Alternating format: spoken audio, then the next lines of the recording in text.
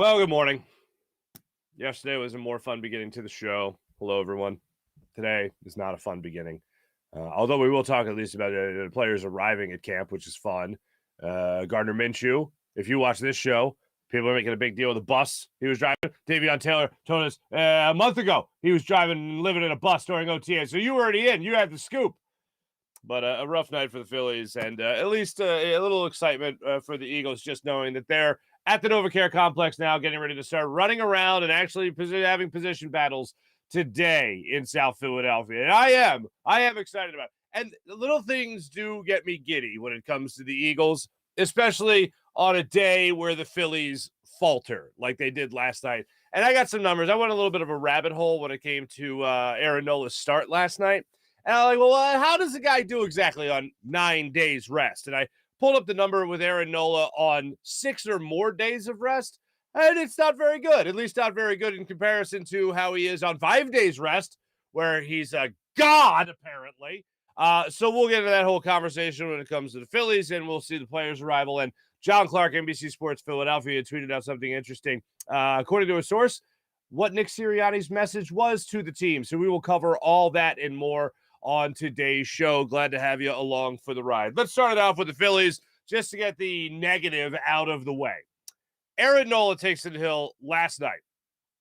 Phillies ace along with Zach Wheeler. The two of them have been great so far this season.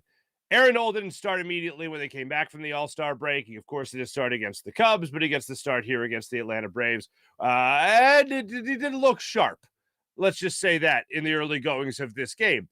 After the game, he would say that he was, quote, out of whack. Too many fastballs were finding their way over the middle of the plate, and guys were taking advantage of that. You can't certainly do that against the Atlanta Braves. You can't really do that against any team. It's certainly not one that's the division rival and the defending World Series champion. And that's unfortunately what happened with Aaron Nola last night. He ended up only going 6 innings, allowing 5 earned runs, 7 hits, 7 strikeouts, and 2 home runs as well. Defense is also starting to show it's now look, it hasn't been great all season. It's been lackluster, to say the least. But you have seen a lot of issues with this Phillies team. Yesterday in the outfield, you saw Kyle Schwarber unable to get to a ball and cut it off as it bounced off the wall. Just little things like that weren't crisp. We've seen Nick Castellanos not be able to make his way into the gap to make plays in the outfield. It's little things like that we talked about going into this season that we kind of expected. The Phillies defense wasn't going to be that great. The offense was going to have to outslug a lot of teams. And now, 2 days ago, you see the Camargo error. You see problems happening with Rhys Hoskins at first, who we knew was already not a Gold Glover. You see the Camargo throwaway. You see stuff like that. Like, it just keeps on happening. And you can't do that when you have the bats as inconsistent as the Phillies bats have been. Couple of bats that I do want to just acknowledge. Alec Boehm is still doing himself a hell of a job. We'll let you hear from Topper. We'll let you hear from Thompson after the game, what he had to say about Alec Boehm, potentially moving him up in the order. So we could be seeing another slight lineup shakeup from Rob Thompson, maybe even coming up today for the 12:35 start time. And then also JT Realmuto, who hit a home run late in the game. You could say it didn't matter, whatever. If you're down and it's the last ditch effort and there's no outs in the 9th inning and you go yard to pull your team within 3, I'll at least give you a hat tip there. I think that's a hell of a job. And JT Realmuto continued a hell of a July that he's putting together from the plate for a guy that has really struggled throughout this entire season. You can at least look at this 1 month and say he's starting to put it together, unlike some other guys, and I say him every show, but Nick Castellanos, whose struggles just continue. Had a couple of hits 2 days ago, wasn't able to carry that into yesterday. So Aaron Nola goes on the hill after 9 days and without question had some issues. I had a similar thought that Rob Thompson did after this game, or at least when Aaron Nola was taken out. This might not be good now, but this could be good later. Like, it might not be good to have him off for 9 days, but for the rest of the season, I don't see a scenario where Aaron Nola is missing, sitting out 9 days. I don't think there's going to be a situation where Aaron Nola has a 9-day vacation before his next start. So that's at least a good thing. So maybe now you felt out of whack, as he said after the game, and he certainly looked out of whack in this game. There's now an opportunity, though, where the bugs are worked out, the arm's feeling back in shape after a 9-day layoff, and now when he gets back into that pattern, he's going to feel a hell of a lot better. And here's exactly what I mean by that. As I alluded to earlier, was looking up Aaron Nola's stats when it came to days of rest. And what did you know? He's now just 4-7. 4-7 in 18 games started on 6 or more days of rest. Below 500, obviously, not very good. And an ERA close to 4. So that's not great. Now, when you look at his starts on 5 days rest, totally different picture. ERA closer to 3. And his wins and losses, 36 and 15. 36 and 15. That's pretty damn good. So I started to feel a little bit better. Okay, that's fine. I'll feel a little bit better now because I understand that Aaron Nola, when he has the 5 days rest, is a lot better pitcher. Long layoffs don't do him well. And then I came crashing back down to earth when I saw this stat from my dear friend Corey Seidman. Phillies are 62 and 63 in games started by Nola and Wheeler over the last 3 seasons. They are 1 game now under 500 with their 2 aces on the bump. What the hell, man? Why though? Now, I don't know if you're thinking exactly what I was thinking when I saw that, other than, oh my God. What I started thinking was run support. Has Wheeler been getting the run support that Aaron Nola's been getting? Has Nola been getting similar run support that Zach Wheeler is getting? And it feels like a lot of times when we're watching these guys go out there and deal, they're not getting the run support while they're in these games. That's the number that I would love to see. But the bottom line is 1 game under 500 over the, 125 games that they've started combined over the last 3 years? Good God. What are you doing? Hopefully Alec Boehm gets a better opportunity in this lineup and can continue his success that he's had at the bottom of the lineup, or towards the bottom of the lineup at least, as he crawls closer to the top or maybe even the middle of the order. What?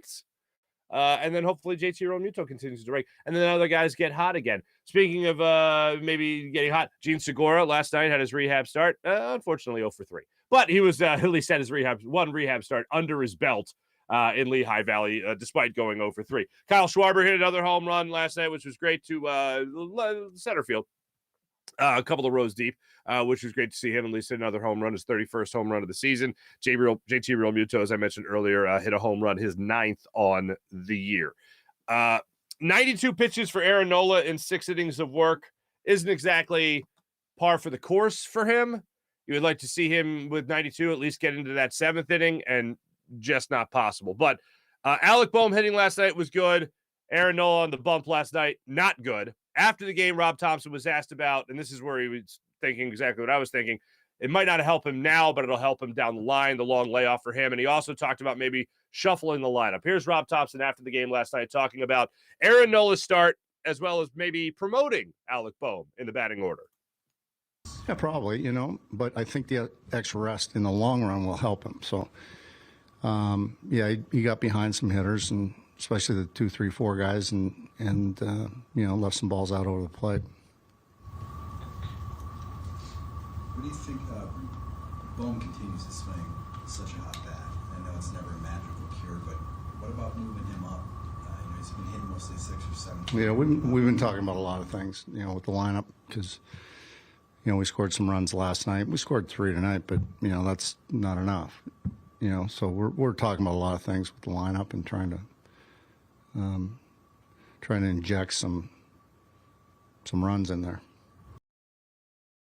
You got to do whatever you got to do, Rob Thompson. First off, could not be more on the same page with you when it comes to Aaron Nola and his long days off and all that stuff. His long layoffs between starts, fine. And as far as Alec Boehm goes, I know you don't like to continuously shuffle the lineup, and I know they just did by moving Kyle Schwarber down in the order. He was back in the leadoff spot yesterday. Matt Vierling got some hacks in the leadoff spot. Nick Castellanos was batting 3rd for most of the year. Now you have him batting 5th or 6th this year. Like, you got him all over, but Derek Hall is hitting in front of Nick Castellanos. So, like, there's a lot of things you can look at in this lineup and go, okay, well, he's done some shaking, he's done some maneuvering, he's done some manipulating, that's fine. But if a guy is starting to swing the bat well, I know the first instinct might be, well, leave him where he is, don't change anything, these guys are creatures of habit. The perfect example of that is Derek Hall coming up from the minors and all of a sudden being your cleanup hitter. That's where he was comfortable. I didn't like it to begin with. He had a couple of home runs, proved me wrong, and now he's still hitting in the heart of your lineup. That's where he's most comfortable, which is fine. I would move Bohm. I would move him up. Because Castellanos, for me, every time you think he's out of it, he shows you that he's back in it. And yesterday's another example of that. You need him to put some games together. I mean, Alec Bohm has put games together. He's got an 11-game hitting streak now.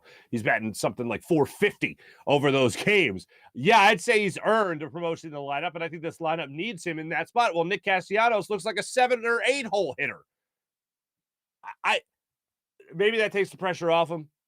He said the other day during that whole little melee there with Jim Salisbury that he doesn't care where he hits. You know, he just wants to be in the lineup, basically. I give him credit for that. He's not saying, I need to be in the 3 hole. I need to be in the 5 hole. He's not demanding where he needs to be, because I think he realizes a guy that's been struggling as much as he has, for a guy that has set a bar so high in his career, his struggles right now, he knows he's not helping the team in the position that he's in now in the order. So if you got to move him down, you got to move Alec Bohm up. If you're looking for that consistent offense, well, there's a guy giving you consistent offense right now. Well, actually, believe it or not, there's 2 of them. One is Alec Bohm. The other is JT Realmuto. JT Realmuto in this lineup will hit 3rd, 4th, or 5th. Consistently, that's where he'll be in this lineup. A guy like Alec Bohm, batting 6th, 7th, whatever it might be in this lineup, I think could use a little bit of a promotion here to the heart of the order to see how he can handle that. That's what I think Rob Thompson's next move is. And as I said the other day, as much as a fan of Topper as I am, and this season turnaround that the Phillies have had since he has taken over as the interim manager of the Phils and all that, the one thing I really look at and go, well, how come he's not doing anything about Nick Castellanos' struggles? Is it because they have a lack of options? Well, maybe if Bryce Harper was in, maybe you'd have an opportunity to have Nick Castellanos out of the lineup, sit him out. Maybe that'd be the case. But it's you're talking about a guy who leads the team and at bats. He's had the most opportunities to try to turn things around. He can have some struggles and he can turn it around. He's had the most at bats. He's had the most opportunities, most plate appearances here. Well, it still hasn't turned around. Even under Rob Thompson's watch, even under his eye, it hasn't turned it around. He hasn't turned it around. Nick Castellanos hasn't. So where's the opportunity for him to hit that reset button? Hasn't happened during the All-Star break.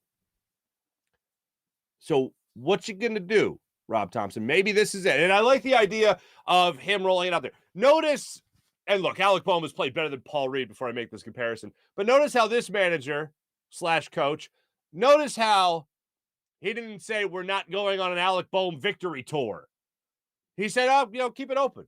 Like, that allows a younger hitter who's still trying to find his way at the big league level, a guy who's had some success now at the big league level, that allows him to know, hey, what I'm doing, the coach is noticing, the manager is noticing, the coaching staff's noticing, the front office is noticing. When we talk all the time, as Rob Thompson just said, about manipulating the lineup, changing things, trying to find some runs, some consistent runs, well, this is a way to do it. Have maybe a guy who's consistent hit in the heart of your order, and maybe more runs happen. Let's give that a shot. And if that's what Rob Thompson's thinking and the rest of the coaching staff is thinking, well, then let's see it happen.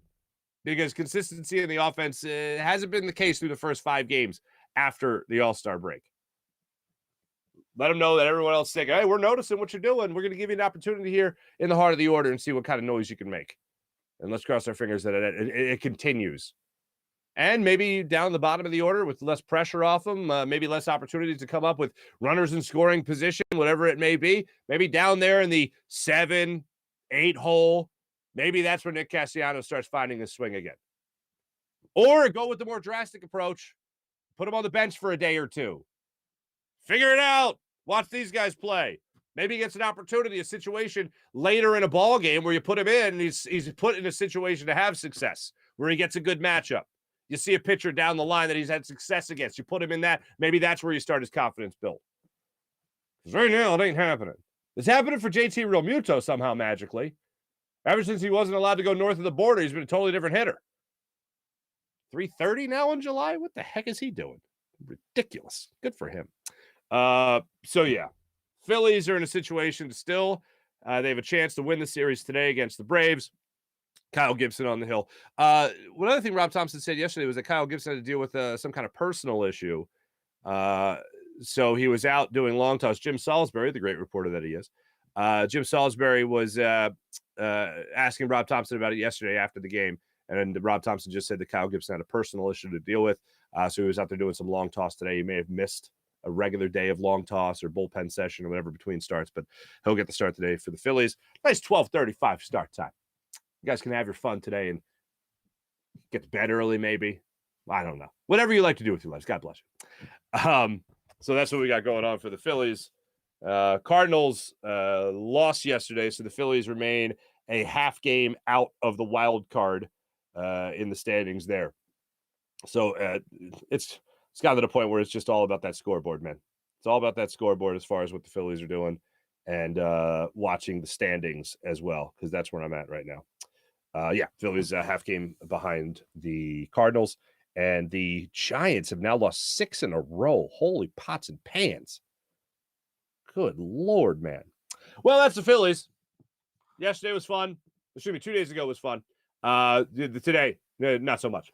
You know what I need? I need some player arrivals at Eagles training camp. How about that? Check this out from the Eagles website. Year 4, what a week.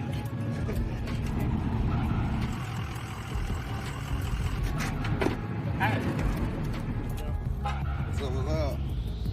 How's it be hot?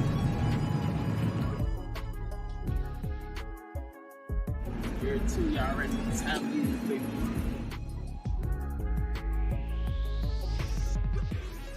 Morning, guys. First day back at school. Out way. Get it. I gotta do it. I gotta do it. You already know.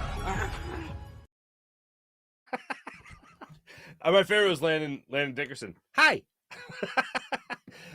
Eagles also released a behind-the-scenes shot of some of the hype videos that they're going to be putting out there. The one that was the most intimidating was Jordan Mailata, who looked like he was doing a, please forgive me if I say this wrong, haka, the intimidating thing, dance that warriors would do from the part of the world that Jordan Mailata is from.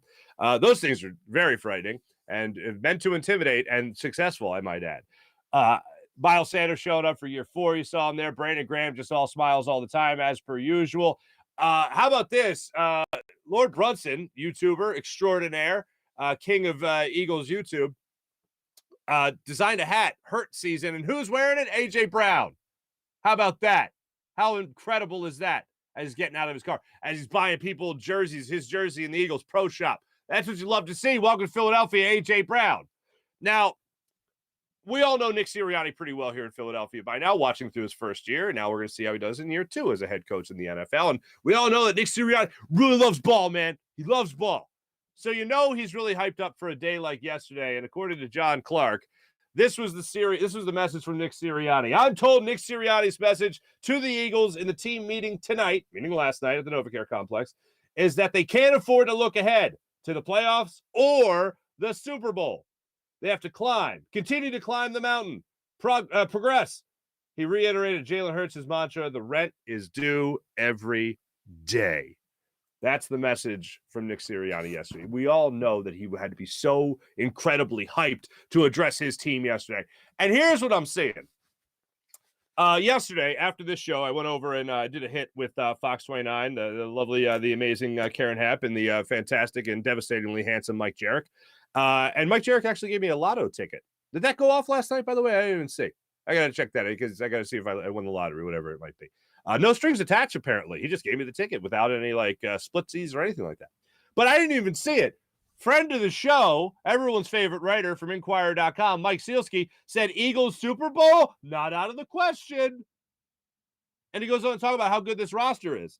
And when you think about Monday, and I was talking to our friend John Barchard about my cautious optimism about this Eagles team, I do think they're going to win the division. I have told you for at least a month now, I feel like the Philadelphia Eagles are going to win the NFC East.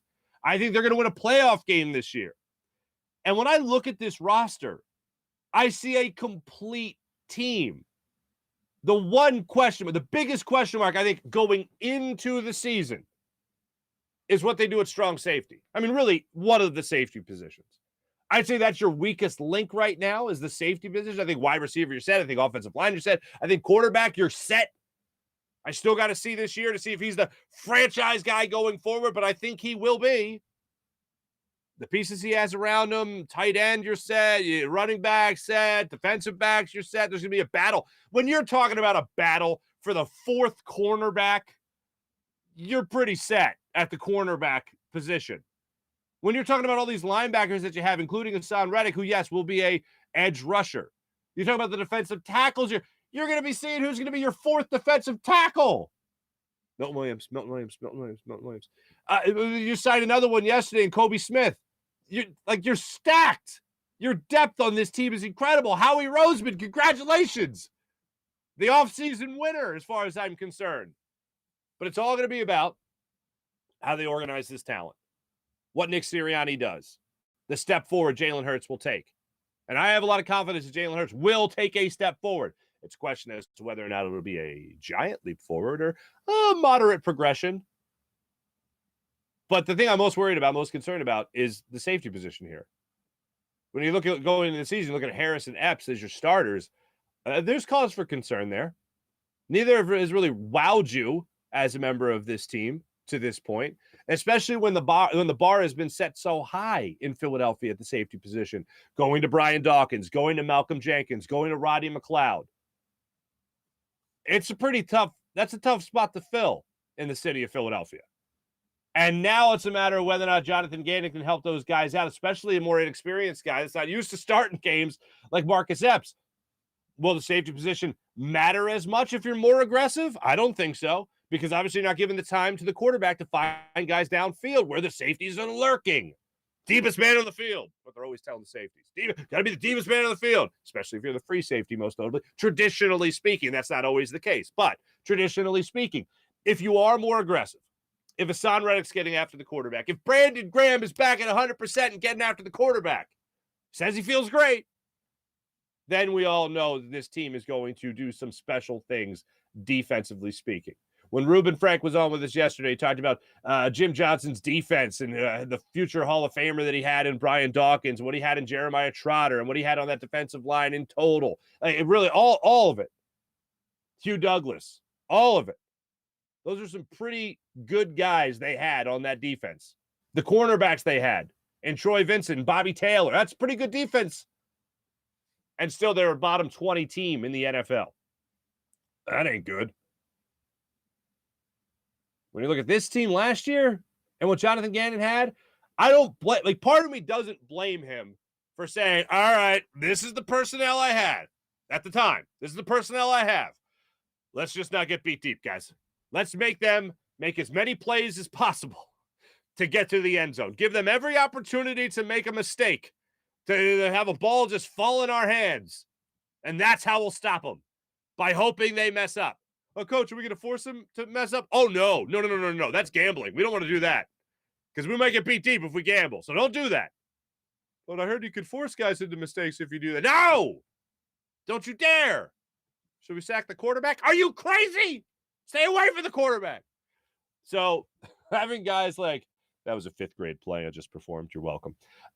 So when it comes to guys like Reddick, when it comes to guys like Josh Sweat, who I really think came into his own last season, when it comes to Jordan Davis, when it comes to Nakobe Dean, TJ Edwards, whatever his role is going to be on this team and how they're going to do it with Nakobe Dean. Nakobe Dean was in one of the hype videos that they had, which I thought was interesting. So you go ahead and assume that they have a high role, a high expectation for him. And then you look at what they could do in just their defensive line and their linebackers to help out that safety spot, what they have in those corners, because I think they have 3 very legit corners from Avonte Maddox, Darius Slay, and James Bradbury in the middle. James Bradbury not having to cover the number 1 guy like he had the last season with the New York Giants, I think is a huge thing for him.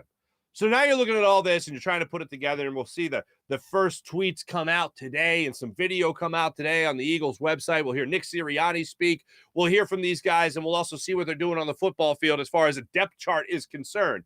I'm very curious to see who's at middle linebacker today, whether that's Nakobe Dean or that's TJ Edwards. I want to see how they start these guys off in camp because it shows you their first draft their first rough draft here of what the season's going to look like in week 1 when they put their starters on the field. Through this offseason, after the draft, they've had the opportunity to really dissect this and think to themselves, what do we got? How do we use it?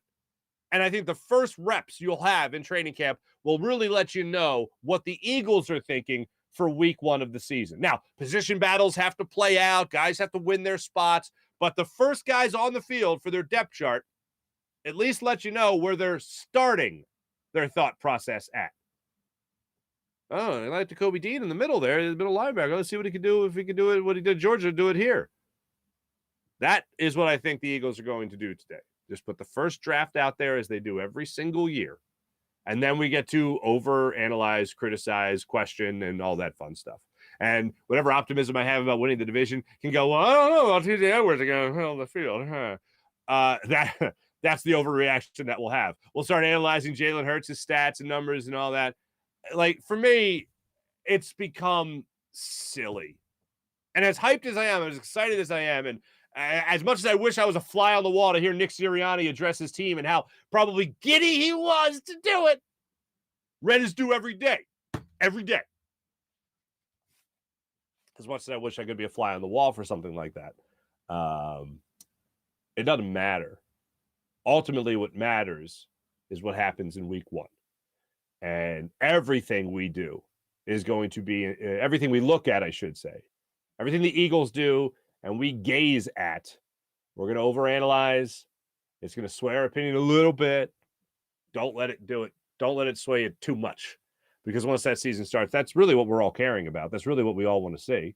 Phillies are going to stay relevant, especially if they win this series against the Braves, especially if they win today, of course. They're going to stay relevant. But what we really want to know is whether or not Jalen Hurts has taken that step forward, that big step forward. Because we can talk about the offseason acquisitions, as I have. We can talk about the draft, as I have. We can talk about Jonathan Gannon. We can talk about Nick Sirianni. We can talk about Shane Steichen and what his influence on this offense is going to be. We can talk about all that. And we have, and we will, and we'll continue to break it down. But if Jalen Hurts is the same quarterback that he was last year, this team will not win a playoff game. Jalen Hurts has to show that with the weapons around him, he can go out there and win football games for you. I don't think you're going to win too many football games winning the way you won last year and making it into the playoffs by being a run-first team. The NFL is not that way anymore. That's not breaking news to anybody. Jalen Hurts needs to take that big step forward this year, and I think he will. I'm not saying this because I doubt him. I'm saying this because this is just the criteria. This is what he needs to do. If he does take that big step forward, you're talking about the Eagles winning a playoff game this year.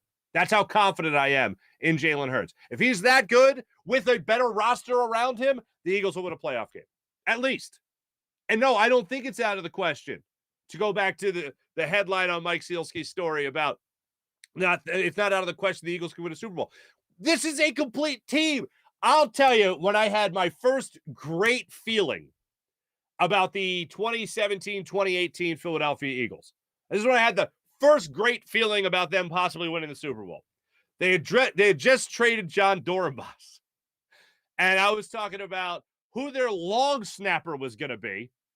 And we've all seen highlights of long snappers getting hurt. I remember in Oakland some years ago. I remember talking to John Dorenbos about it when he was here in Philadelphia about who his backup long snapper was. But I remember seeing a game in Oakland where you see a guy come in who was like the backup emergency guy, and he can't long snap, and people lose games. And I remember the rumor coming out about it was Brent Selleck. Brent Selleck's the emergency long snapper. And I remember asking John Dorenbos, and he goes, I can tell you, but I'd have to kill you, as John Dorenbos would say. But for me, it's a wild thing to think about. When I caught myself, I was like, wow, I'm concerned about a long snapper? This team's pretty good then. If my concern is about a long and a backup quarterback like Nick Foles, all right, I think we're fine. I think we're pretty good. And then what do you know? Eagles light the world on fire. They're absolutely incredible that year. They have injuries, next man up, underdog mentality, the whole thing. We all know the end of that story, and it ended with the parade at the Art Museum steps. So that was pretty great. So going into this season, if we're arguing about a fourth cornerback, if we're arguing about the defensive end or defensive tackle rotation, but all the options are pretty damn good, and we have high hopes for a guy like Jordan Davis. By the way, Jordan Davis did some kind of like karate kick, like Karate Kid type style thing in the hype video the Eagles put together. And I was like, damn, that man is light on his feet. Like, I can watch him play football a lot, and sure, he's light on his feet, but man, you throw out a crane kick? Damn, son. Side note. But when you look at it, all this stuff with the Eagles and how stacked they look, and you look at the wide receiver position and how good you feel about that, they're starting three guys. When you talk about the regular three guys with Smith and Brown and Watkins and what else they could do with some other guys on this roster, hopefully, and what they have in the backfield. I think Miles Sanders, yes, still has a lot of heads he has to turn here in Philadelphia, but I think Kenny Gainwell is a pretty damn good option to have back there as well. I'm looking at some guys that can have a lot of success here. And really what it comes down to is, as the Eagles always say, it's down to the trenches. It always comes down to the trenches. And I think the Eagles have a stacked offensive line. I think the Eagles have a stacked defensive line. Throw that in the face of the New York Giants. Throw that in the face of the Dallas Cowboys. Throw that in the face of Carson Wentz and the Commanders. And you're talking about stacking wins right there in the division alone. Not to mention when they go outside the division. I'm very optimistic about this season. I think the Eagles are going to have a lot of good things come their way this year. So that's where I'm at. And as far as Nick Sirianni goes, I really don't think for a second that Nick Sirianni is going to miss an opportunity to remind this team that that's the paper over there. And on the paper, it says you're a really good football team. Over there on the field is all that matters. And I don't think Nick Sirianni is going to miss an opportunity to remind his football team of that. Can't wait for things to get underway today. Let me tell you right now about our friends at Destination Retirement, Mike Seibert. Mike Seibert is a retirement income certified professional at Destination Retirement LLC and a partner of 1847 Financial and an advisor for Eagles, Sixers, and Phillies fans only. And maybe next year, the Flyers. When it comes to long-term savings, why are you giving up the current enjoyment of your income? The answer is to have income streams in retirement. It only makes sense then to understand how retirement income streams work so that you can direct savings in ways that give you the highest income when you retire. Think of it like climbing a mountain. Is the objective just get to the top of the mountain, or is the objective get to the top of the mountain and then back down safely? Going up the mountain is your accumulation phase of your financial life. Going down the mountain is your distribution phase of your financial life. This month, let's talk about college planning. We all know that college is expensive. Well, have you ever thought about how it will affect your retirement? Let Mike show you an efficient way to help you pay for your kids' college education and still retire on your own terms. Your first step is to avoid starting your growth cycle over by depleting accounts like 529s for big expenses like college. You don't want to start your position over on your growth cycle.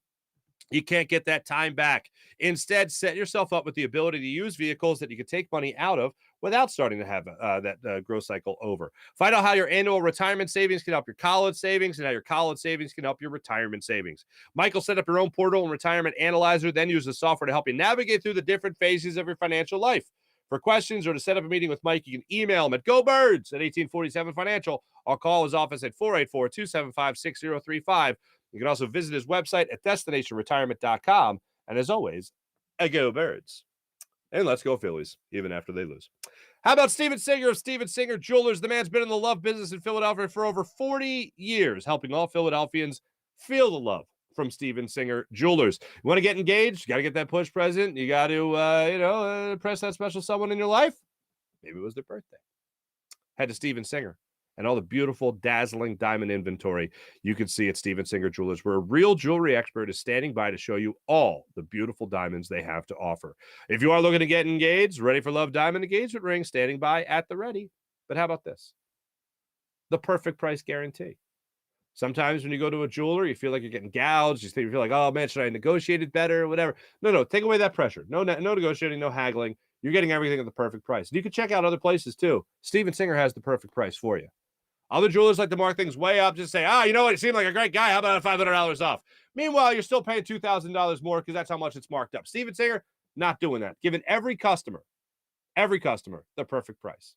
So when you walk in, it's not about, hey, I have a promo code. Hey, I have some kind of sale and I missed the sale. Oh, sale was yesterday. No, sale's every day because that's what the perfect price gives you. Perfect price guarantee at Steven Singer Jewelers. One place, one price, the perfect price every day. Online at IHateStevenSinger.com.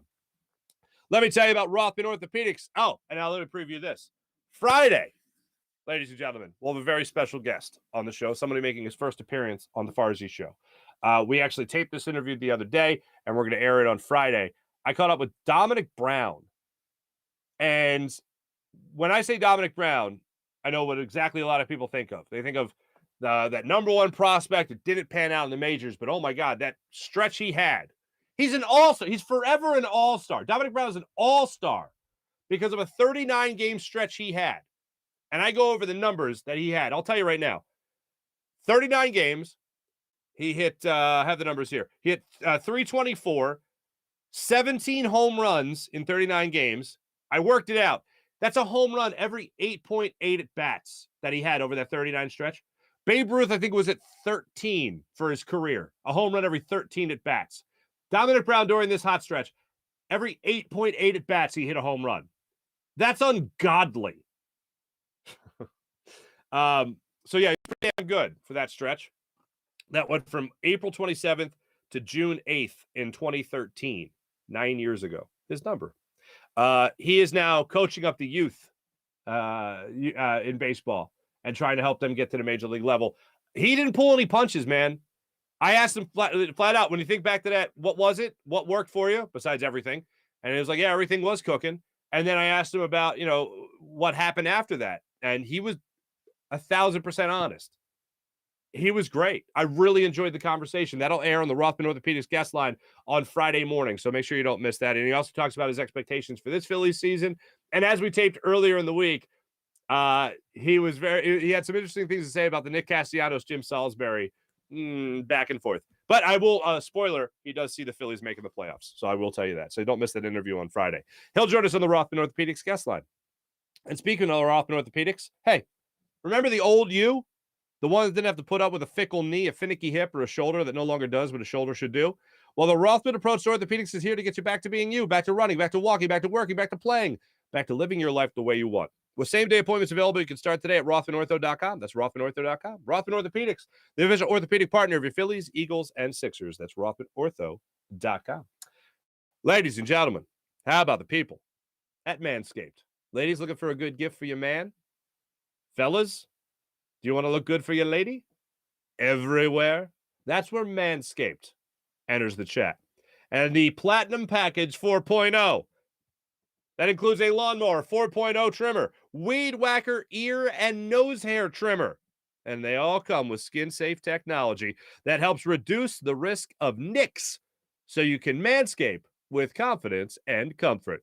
Plus, ultra premium body wash 2-in-1, shampoo and conditioner deodorant, crop preserver anti-chafing ball deodorant, crop reviver ball spray toner, anti-chafing boxers, and the shed travel bag that'll help you hold all the goods that you'll be using to take care of your goods from Manscaped. Manscaped is the leader in below-the-waist trimming and grooming. Now you can trust them with the whole shebang. Join the 4 million men worldwide who trust Manscaped by going to manscaped.com for 20% off and free shipping. Just use promo code Farzy. That's promo code Farzy for 20% off at manscaped.com. You like CBD? You use CBD? How about Freestone Farm CBD? FreestoneFarmCBD.com. You can check out all their incredible strains at their strain menu at FreestoneFarmCBD.com, like the insane tropical tasting Bayox that clocks in at a chart-topping 24.1%, and the Super CBD, which is half Hindu, Kush, and 21%. The genetics of these guys are incredible. They also grow all the premium hemp flower in the Garden State with all organic inputs and IPM. There's absolutely nothing synthetic from farm to jar. And after harvest, they carefully preserve all the plant compounds with a perfect 3-month cure like a fine soprasat. Just one look or smell is enough to know it's CBD done right, and that this perfect product is great for anyone that is looking to take a more natural approach to everything that they put in their body. Oh, and how would you like 20% off? How would you like 20% off your CBD order from FreestoneFarmCBD.com? Just use promo code Farzy at checkout. That's FreestoneFarmCBD.com. Blue Chew. Use promo code Farzy at BlueChew.com, and you get your first month free. Just pay $5 shipping at BlueChew.com. Fellas, by now you've heard of Blue Chew. Ladies, by now you've heard of Blue Chew. Maybe there's a little issue there. BlueChew.com. Blue Chew's tablets help men combat all forms of ED, as they have the same active ingredients as Viagra and Cialis, and they are in a chewable form at a fraction of the cost. Blue Chew is an online prescription service, so there's no embarrassing trips to the doctor, no embarrassing conversations at the pharmacy, nothing like that. It ships directly to your door in a discreet package. Here's the Blue Chew process. Sign up at BlueChew.com. Consult with one of their licensed medical providers, and once they're approved, you'll receive your prescription within days. It's all done online. Like I said, discreet. Also, Blue Chew's licensed medical providers will work with you to find the right ingredient and strength for your prescription. If you don't like swallowing pills, no problem there. Blue Chew tablets are chewable, so it's not just a clever name. Blue Chew's tablets are made in the good old US of A. And they prepare and ship direct to your door, so they're cheaper than a pharmacy. Once again, here's a special deal for our listeners and our viewers. Try Blue Chew free when you use promo code Farzy at checkout. Just pay $5 shipping. That's BlueChew.com, promo code Farzy, all one word, to receive your first month free at BlueChew.com. How about PHL Sports Station, Philadelphia Sports Station, enhancing your Philadelphia sports fan experience across all social media and blogs? That's PHLSportsNation.com. Let's jump on into the chat check, see how you find people are doing. Kevin, good morning. What's going on? Nice to see you. Sean, chat checkers. Mally, what's going on? April, good morning. Sean, hello again. Let's see what we got going on. Greatest producer ever. Good morning, sir. That's to you, PJ. That's nice. That's nice. April, Phillies are a hot mess last night. So frustrating. Nice to see JT Realmuto get a hit, but the bats are struggling. I had this weird feeling in the beginning of the season that JT Realmuto was going to have a great year, and that obviously has not happened. And I'm not talking about like before the season started. I'm talking about in the first month of the season. It was like, oh man, JT just puts together at the plate, does what he did 2 years ago. This team's going to do some great things. Really love to see what JT Realmuto has to offer this team. And that really hasn't been the case. I mean, he's been healthy, which has been nice, but consistency certainly hasn't been there. His batting average is up to 254 right now. He did, like I said yesterday, continue one hell of a July. 327 in the month of July with 4 home runs now. More of that, please, JT Realmuto. The most optimistic I think I got yesterday was JT Realmuto staying red hot. Gene Segura coming back, being a 300 hitter. Bryce Harper coming back and doing pretty much what he did last year in September, which is lock up an MVP award. That's not going to happen this year in terms of locking up an MVP award, but at least play at that level, and this team's going to do some good things. Phillies, according to Dave Dombrowski, also want to add a starting pitcher by the trade deadline, which is coming up quickly. 5 days away, I believe. So there you go. But yeah, Phillies are a hot mess. They could use some help, April. Let's see here. Sean Gillespie, Phillies bats can't handle pressure. Most of them.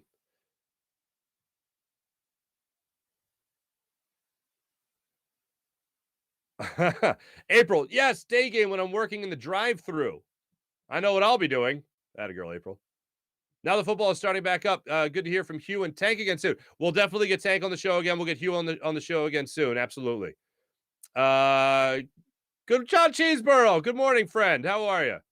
John saying hi. Biggest overreaction in all of sports isn't to the first depth chart. It's to the initial 53-man roster at cut down time. Biggest overreaction in sports isn't the first depth chart. It's the initial 53-man roster on cut down. Maybe. The Eagles might be an exception this year. Now, whatever happens to Jalen Reagor, that'll be interesting. But I think the Eagles are so deep. I don't know if that's going to get as big a reaction this year. John, I agree with you. I think it's, without question, one of the biggest overreactions. I still think people watch the preseason and get hyped about it. And I do think that there's a Ben Simmons effect. Oh, that's another line from the Dominic Brown interview. Like a Ben Simmons effect where people used to get into off-season workouts, maybe even exhibition, preseason, whatever it was. I mean, Ben Simmons hit a 3 against the Guangzhou Long Lions, you know? So I think people are guarded more to acknowledge improvement through the offseason, like from one season to the offseason and then to the new season. I think people are more hesitant to acknowledge improvement. So yeah, maybe with that going away, yeah, maybe John, maybe you're all right, 100%. Then it's more about the initial, the 53-man roster on cutdown day.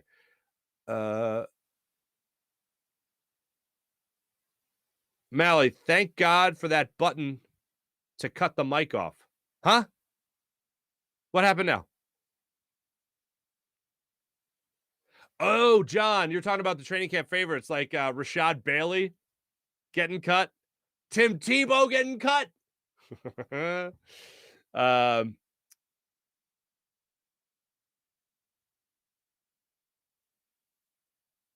People lose their minds. Yes, you're right. Normally back cutting it. Week 5 roster probably won't be the same either. Yeah, probably right. People also forget about the IR rules. Yeah, maybe somebody that gets hurt, they don't want to designate him, so they have him return later in the season. Yeah, people need to understand that as well. Mike Fuji, good morning. Happy hump day to you as well. Shots by Shad, like the stream. Shots by Shad. Thanks, Shots by Shad. Shots by Shad. I'm just curious. Is that's a reference to? Is it a drinking reference? It wouldn't be. That's fine. Maybe you're a shooting coach. Maybe. JT's defense is still there. That's why they have stuck with him. Yes, absolutely. Because that's the one redeeming quality. Although it feels like JT hasn't been as sharp as other years. I got a text yesterday from my buddy Brett, who was like, "I'm ready to trade JT. I'm done with this." And I don't know what prompted him to say that. I don't know what it was last night. But I was like, yeah, I see, obviously the down year, but then I alluded to like hitting over 320 in this month. So hopefully he's figured it out. Oh, Shots by Shad, you're a photographer. There you go. That makes more sense now. Sorry, I'm an idiot. Defense in there, yes. Sean, Fuji, everyone's having fun. Any hopes for B-Doc or Chris Long being on? I would love to get them both. I've tried for B-Doc. We have a line out to Chris Long. April, I know you've asked me about that before. Definitely a shot in getting them both, as a matter of fact. And a current member of the Eagles, something very special we're planning on doing. Hopefully we can work out the kinks. Have an entire show with this member of the Eagles. So, and I will say this man is beloved. So hopefully we can work that out. And that would be nice. Thanks to everybody in the chat. Shots by Shad. Appreciate you. Welcome to the chat. That'll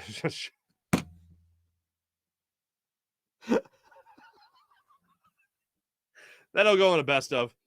That'll go in a best of show right there. That's why we don't have outtakes. Well, it's all live. We're all having fun.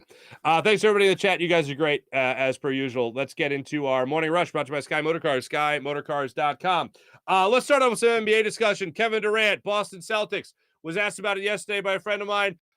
Don't think the deal goes through. Boston, I don't think they pull it off. I think it's the best offer to put Jaylen Brown on the table there for them. And the Brooklyn Nets aren't taking that unless you're giving them a slew of first-round picks and a whole bunch of other stuff, and they're going to counter with their own thing.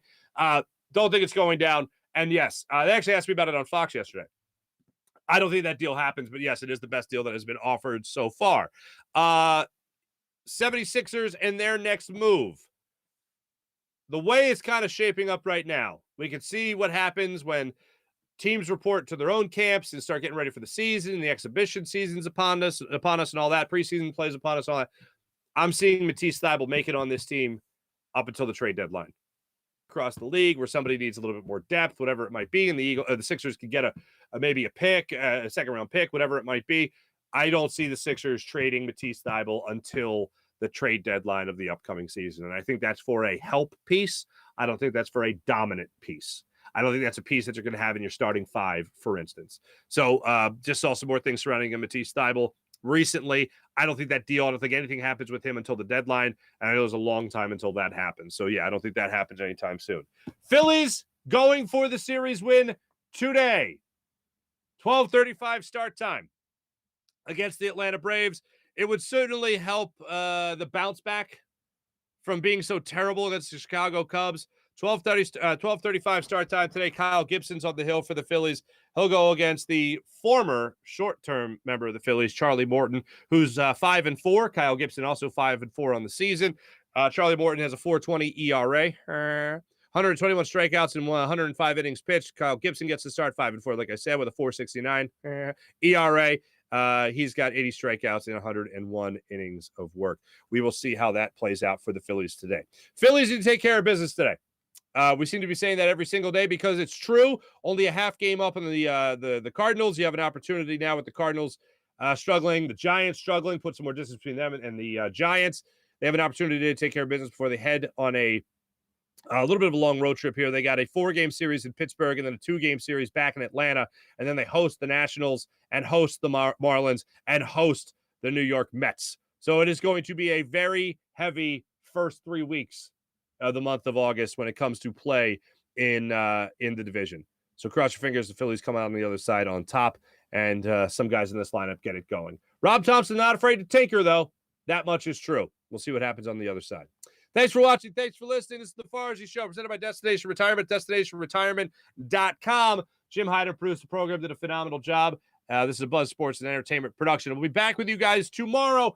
Jeff Mosher from Inside the Birds podcast will join the show tomorrow to break down all the sights and sounds of the first day of active training camp. Not just videos being shot of guys getting out of their cars and hi, all that fun stuff. No. Actual play. Actual glimpse at round 1 of the depth chart.